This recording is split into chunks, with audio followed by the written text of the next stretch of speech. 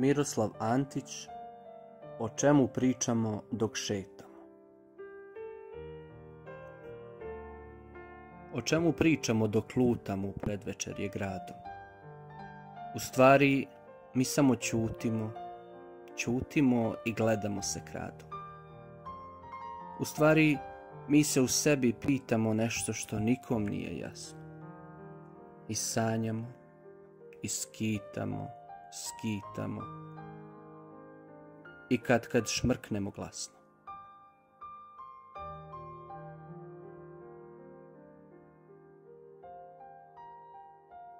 A kad se nebo skoro već smrači i od svetiljki noć požuti, odjednom znamo šta sve znači to što se ovako ćuti.